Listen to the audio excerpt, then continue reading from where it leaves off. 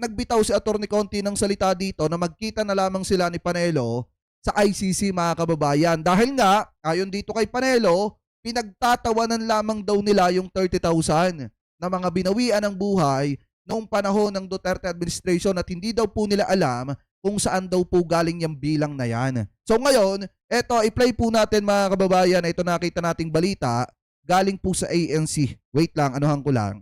Meron bang mga naitulong ang kasalukuyang gobyerno, if any, dun sa proseso ngayon ng ICC? Ang pangalawang tanong for everybody, marami pong ugong-ugong na naririnig sa pagpapalit ng gobyerno at paglalagay ng caretaker government.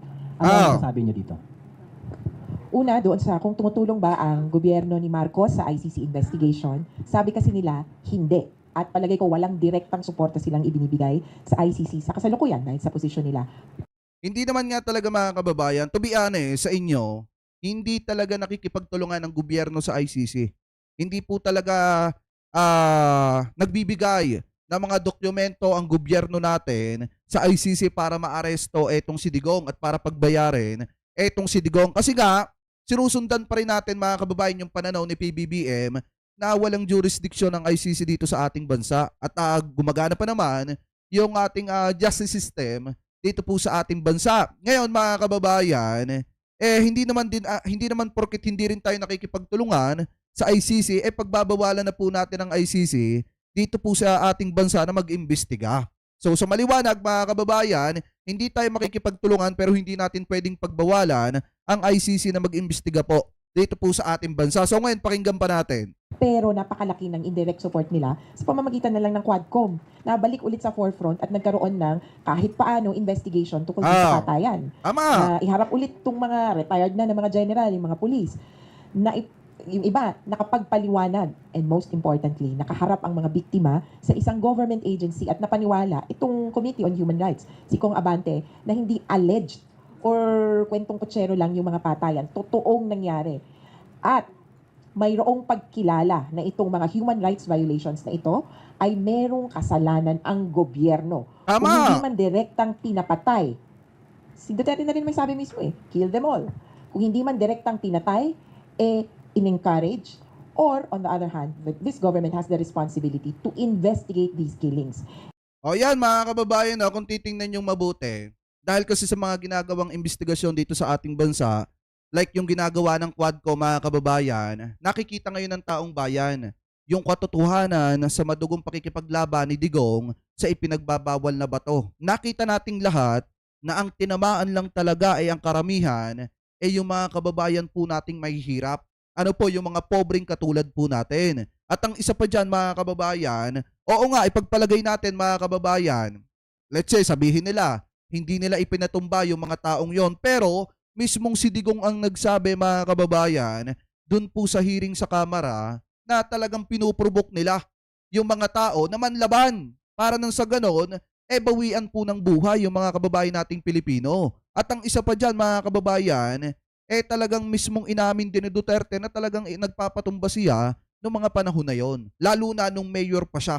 At talagang mga kababayan, mismong kinlaim ni Duterte yung mga pananagutan. At dun pa lang mga kababayan, makikita natin na talagang may kailangang panagutan etong si Duterte. At ang isa pa dyan mga kababayan, sa sobrang dami ng binawian ng buhay nung panahon ng Duterte drug war, ang nakakapagtaka walang mga drug lord na tinamaan. Ano po, so ngayon ipagpatuloy pa natin.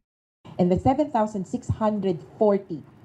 dead in police operations, walang naging maayos na investigasyon. Paano pa yung umaabot ng 30,000 na pinatay ng unknown perpetrators? Lalong walang nangyari doon. Kaya yung Quadcom is an indirect assistance to the ICC, clearly. Secondly, there have been many other ways that they have assisted not only the victims, but also the organizations assisting the victims. Mere recognition that they are victims of a state policy is important. Support in terms of yung yung mga other support yun, yung psychological, yung assistance nila, livelihood, nakakahingi ng tulong kahit paano sa government through other, hindi naman directly, no, pero I mean through other processes. You have to apply for it. Kaya palagay ko, overall,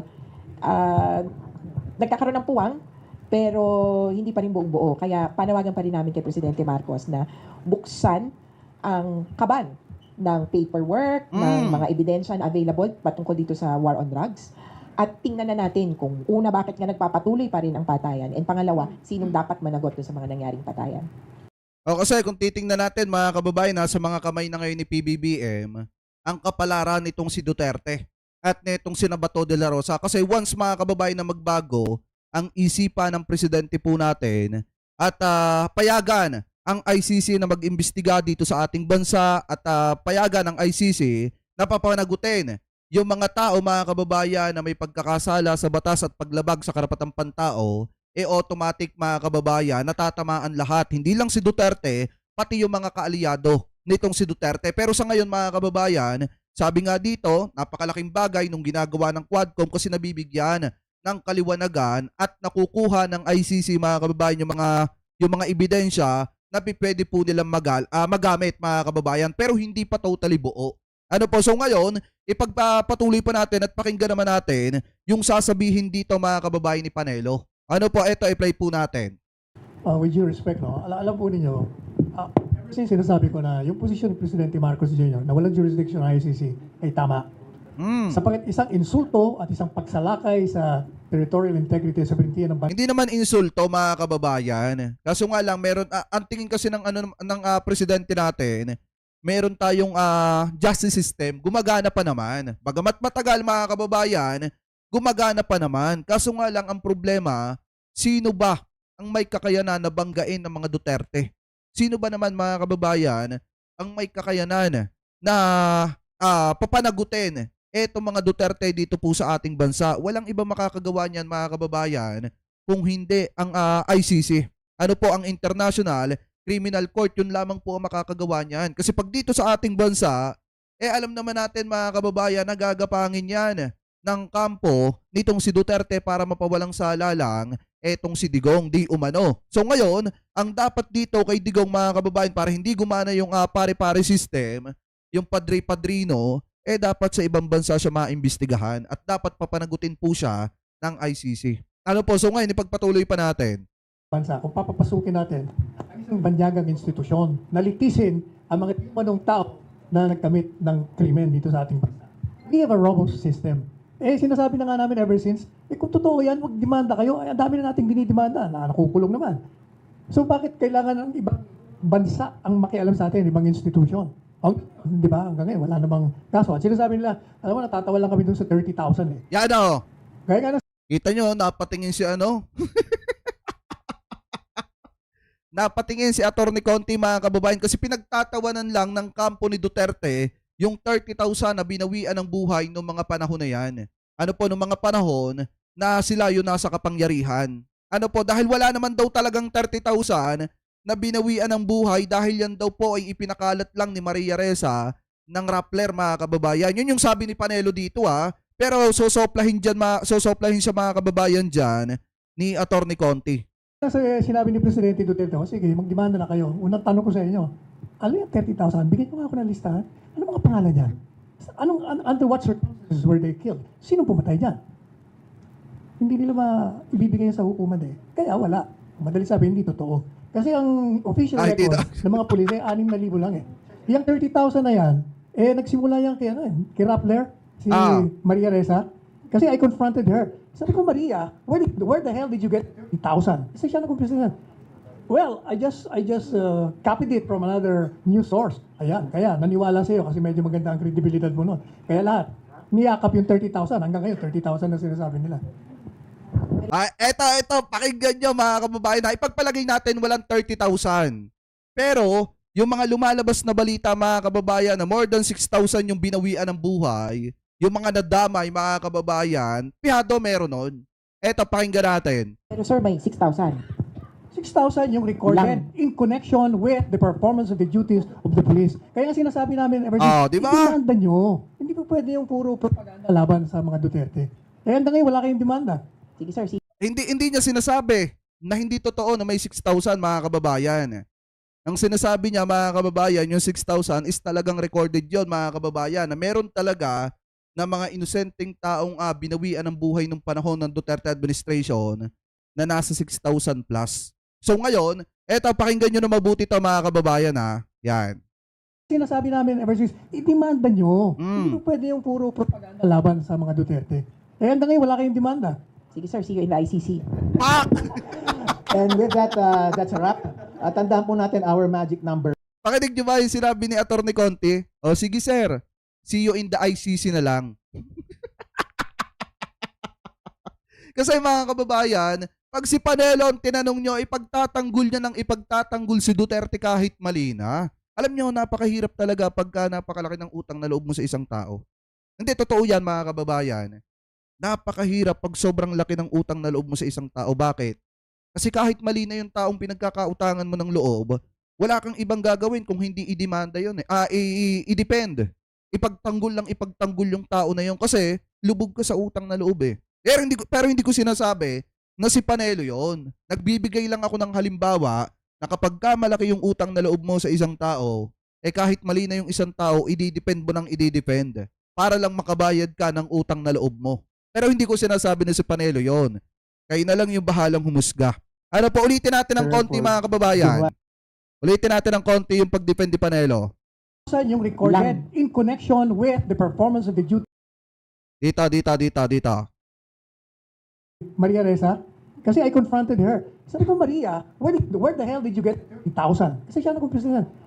Well, I just copied it from another news source. Ayan, kaya naniwala sa'yo kasi medyo maganda ang kredibilidad mo nun. Kaya lahat, niyakap yung 30,000. Hanggang ngayon, 30,000 na sinasabi nila. Pero sir, may 6,000. 6,000 yung recorded in connection with the performance of the duties of the police. Kaya nga sinasabi namin ever since, idemanda nyo. Hindi po pwede yung puro propaganda laban sa mga Duterte. Eh, hanggang ngayon, wala kayong demanda. Sige sir, see you in the ICC. And with that, that's a wrap. Tandaan po natin our magic number for January 17. Our first episode is 2025. Is not the Kasi lagi nilang sinasabi, idemanda nyo na lang. Idemanda nyo. Kung talagang totoo yan, idemanda nyo. Eh, nakademanda na nga si Duterte sa ICC, mga kababayan. Sa International Criminal Court. Kaya nga, ang sabi dito ni Atty. Conti, o sige sir, see you in the ICC. 13 million or trillion debt that we have already. It's not the 600 million confidential fund. It's not the 30,000 na sinasabi ni Sec. Canelo. I think as mentioned by many of our guest panelists today, ang susi, magic number is 103. Ah. 103 because the impeachment now anchors or is hedged on the ability of Congress to or not to endorse that complaint to the Senate. And with that, maraming salamat po at magandang umaga po sa inyo lahat. Context lang po dun sa kayo nang sinabi nyo na dapat sa Quirino Grandstand din rally yung Oo, kasi doon mo makikita kung malakas talaga ang suporta ng grupo. Kasi Ah. ang stand ng ubod ng laki. Can you imagine, napuno nila yan, lumampas-lampas pa sila. Doon mo makikita na yung taong bayan ay suportado yung panawagan na itigil yung impeachment. Kasi reasonable, tama naman yung sinasabi. Hindi nila sinasabi na huwag kayo mag-impeach. Ang sinasabi ng Presidente Marcos Jr., hindi makakatulong sa atin yan. Ang dami nating problema. Pero nagbago na ang pananaw ni PBBM, mga kababayan. Nagbago na ang sinasabi ng presidente. Ayon sa presidente, hindi pa lang napapanahon. Pero mga kababayan, once na matapos na ang eleksyon at buksan ulit yung impeachment na yan laban kay Sara Duterte, eh asahan nyo na mga kababayan na kapag kang iniluklok ninyong mga politiko ay yung pro-mamamayang Pilipino, eh yung mga yan ay susuporta doon po sa impeachment laban po dito kay Sara. Ano po, ipagpatuloy pa natin. Problema ng bansa, bakit ba nagpupolitika tayo? Kaya sinuporta ng iglesia at sinuporta ng taong bayan. Kaya sabi ko, yung mga nananawagan dyan ng rally sa 18 bukas, saka sa 31, doon yung gawin. Bakit nyo dyan ginagawa sa maliit na lugar? Kasi alam nyo, walang suporta sa inyo. I'm sorry to say that. Ba't yan ang katotohanan? Eh ito naman kasi mga kababayan isipin nyo mabuti ha, iba naman po kasi yung inuorganisang rally na simpleng rally lamang. Hindi yung galing sa isang sekta mga kababayan or isang grupo na malalaki ng pananampalataya. Hindi po ganon. Ito po kasing rally nung 18 at saka yung rally nung yung magiging rally ng 31, hindi po yan kautusan na ibinaba pa mula sa pinakamataas at ipinalaganap sa lahat ng kasapi ng isang sekta. Hindi po ganon. Kaya wag po nating ikumpara yung rally ng Iglesia ni Cristo dun po sa rally na naganap noong 18 mga kababayan at yung rally na magaganap sa 31. Kasi nga, yun pong mga rally, mga kababayan, ay hindi po sa pilitan. Hindi po sa pilitan, mga kababayan, at hindi po yun kautusan na ibinababa pa mula sa pinakamataas hanggang sa mga kaanib, mga kababayan. Hindi po ganon. Yung rally nung 18, kung sino lang yung gustong sumama, pwede kayong sumama, pero yung mga ayaw, hindi po pinipilit. Ganon din mga kababayan sa mangyayaring rally sa 31. Kung sino yung gustong sumama, pwede kayong sumama at yung mga ayaw, hindi po pinipilit. At wala pong kautusan na bumababa galing po sa taas. Kaya magkaiba mga kababayan, yung rally ng isang sekta, ng isang pinakamalakas na sekta dito sa ating bansa, at yung rally na normal rally lamang po. Ano po, at uulitin ko, hindi sa pilitan yung rally nung 18 at hindi po sa pilitan yung rally nung 31. Ano po ngayon, ipagpatuloy pa natin. From the TV news po, now that you've learned already na may impeachment, may disbarment kay PRRD, ano pong sunod yung gagawin? Kaya nga, yung rally nung 18, rally yun ng mga vloggers, mga kababayan. Para yun sa mga vloggers at sa mga kababayan nating Pilipino. Kung sino lang yung gustong sumama, pwede po kayong sumama. Hindi po yung rally ng mga politiko. Ano po ngayon, ipagpatuloy pa natin. Wala yun, I'm disbarment eh. Biro mo, sabi, ang basis daw eh, bakit mag-aabogado? Karapatan ng isang abogado o humarap sa hukuman to represent a client, whether that is relative or not. So, attorney, ibig sabihin parang minamalitan tong... Wala yan? Although sinasabi din po yung group, ang grounds daw po ay Code of Professional Responsibility and Accountability. And then nung sinabi din po yung dahilan, ang sinasabi po ng group ay sapat na daw po yung para matanggalan ng lisensya bilang abogado sa PRRD ay dahil sa pag-amin daw po nito na puwapatay ito ng mga tao, pagkonsente daw sa pagbatay, pati yung pagmumura po at pagmumura sa babae. Unang-una, hindi naman siya na umamin. Matagal ko nang pinalawan. There never was an admission that he killed people. Ang sinasabi niya, pag hindi kayo tumigil, papatayin ko kayo. Pero bang prueba na pumatay siya? Wala. Pag Hindi daw umamin. Hindi, pakinig nyo mga kababayan, hindi daw umamin. Etong si Duterte. Di ba kung matatandaan nyo, hinamo ni Duterte ang DOJ. Ano yung sabi ni Duterte dun sa hearing ng Kamara? Sa hearing ng Quadcom? Ewan ko nga dyan sa DOJ. Ang tagal ko nang pumapatay ng tao, hindi naman ako kinasuhan. Di ba binanggit ni Duterte yon mga kababayan? Yun palang pag-amin na yon, Panelo. Kaya nga nakakapagtaka, sobra yung pag-depend mo kay Duterte kahit mali na. Kahit mali na yung sinasabi mo. Mismong si Duterte na nga ang umamin nung time na sinabi niya na matagal na siyang nagtutumba ng tao pero hindi siya kinakasuhan ng DOJ. Diyan sa DOJ. Diba mga kababayan? Ngayon ipagpatuloy pa natin. tinanong mo siya, yung death squad na sinasabi nyo, sino sila? Ewan ko. Hindi ko naman tinanong mga pangalan nila. Alam niyo yung sinasabi niyang death squad? Yun yung mga kriminal na pinag-intriga-intriga niya para sila magpatayan. Wala siyang pinapatay. In other words, if you're making him accountable for a crime, he has not committed any crime. And assuming that Hahanapin ko yung sinabi ni Digong na yon. Alam ko natalakay ko yun sa inyo at naaalala nyo pa. he has committed a crime, you have to prove that beyond a reasonable doubt para maging accountable ka. That is the only time you can file a disbarment charge against a member of the bar. So we're confident po na talagang madidismiss ito. Wala yan. Attorney, follow-up lang po kasi nagpahayag po si VP Sara ng plano niyong pagtakbo sa 2028 elections. Yes. May update na po ba dito or parang nagpaplano na ba si VP kaugnay dito po? Hindi, di ba ako ang ganyan? Ako ang promotor ng pagtakbo niya 2021 ko pa sinabi yan sa Hong Kong. Ang tawag ko nga sa kanya nga hanggang ngayon, La Presidenta yun ang gusto ng tao Kailangan isang Duterte uli, yung pareho ng ugali ng ama. Mas matindi pa nga itong isang ito Kaya yun ang gusto ng tao. Kaya hindi niya maaaring tanggihan ang panawagan ng taong bayan na tumakbo siya sa 2028. Tinanggap na ba ni VP yung alok ni PRRD na mag-aabogado siya? Hindi ba sinabi niya nag-press con siya, tinatanggap niya. O yan mga kababayan ha. Maliwanag kay Panelo na siya ang promotor ng pagtakbo ni Sara Duterte sa 2028. At mas masahol pa daw yung ugali ni Sara Duterte kaysa po kay Digong. Asahan nyo na mga kababayan, expected na natin to. Pag tumakbo si Sara Duterte sa pagka-presidente sa 2028, expected na natin mga kababayan na ang vice-presidente po niya walang iba kung hindi si Robin Padilla. Ano na lang ang mangyayari sa bansang Pilipinas kapag ka nanalo etong tandem ni Sara Duterte at saka nitong si Robin Padilla? Lalong malulugmok at lalong kawawa ang sambayan ng Pilipino. Isipin nyo mga kababayan kay Panelo ng bibig ng galing. Mas masahol pa etong si Sara Duterte kaysa po kay Digong sa kanyang ama, mga kababayan. So ngayon, nasa sa taong bayan na lang kung susuportahan nyo mga kababayan yung mga pro-China na katulad ng mga ito, ng mga sinungaling. Kasi kaya naman natin sinasabi ang sinungaling, etong mga ito, dahil sinasabi ni Panelo, hindi daw umamin. Etong si Duterte na nagpapatumba siya. Siya na nga mismo ang nagsabi Si Digong na nga mismo ang nagsabi na nung hinahamon niya ang DOJ na matagal na siyang nagtutumba ng tao pero hindi man lang siya kinakasuhan ng Department of Justice, mga kababayan. So ngayon, sino ang sinungaling? Kay Duterte at kay Panelo.